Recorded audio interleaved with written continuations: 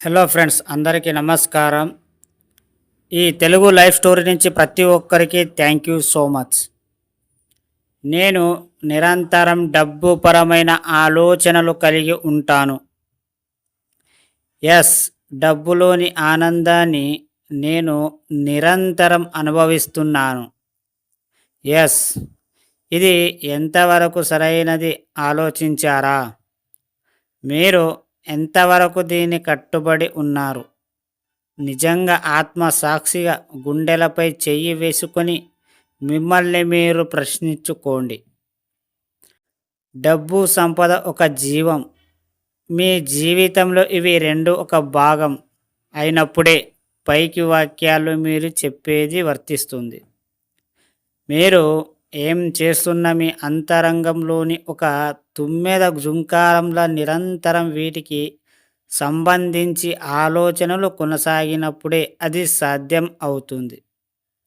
పిల్లవాడి చిన్న కదలికలు తల్లి ఎంత నిద్రలో ఉన్నా తన పొత్తిళ్లలోకి ఒదిగి పట్టుకుంటుంది.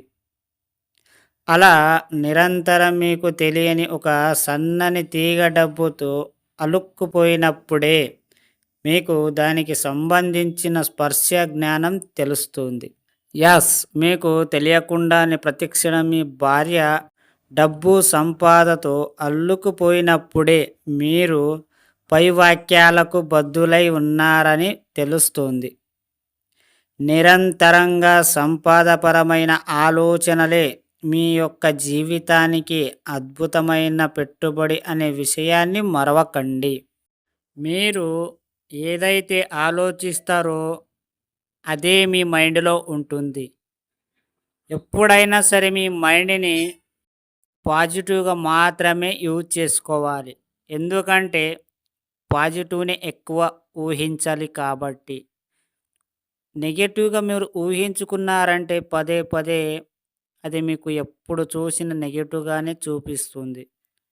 మీరు మీకు ఏదైనా నెగటివ్గా థింకులు వస్తుంటే, ఆలోచనలు వస్తుంటే డబ్బు, సంపద, ఐశ్వర్య అనే ఎప్పుడు మీ మనసులో కోరుకోవాలి. అది నెగటివ్ ఉన్న పాజిటివ్గా మారిపోతుంది. ఒకవేళ మైండ్ నుంచి డిలీట్ కూడా అయిపోతుంది.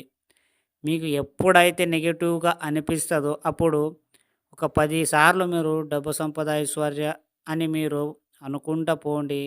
నెగటివ్ అన్నీ తొలగిపోతాయి. అర్థమైందా ఫ్రెండ్స్? ఈ స్టోరీ విన్న ప్రతి ఒక్కరికి మనస్ఫూర్తిగా థ్యాంక్ యూ సో మచ్. అలాగే విశ్వానికి చాలా చాలా కృతజ్ఞతలు.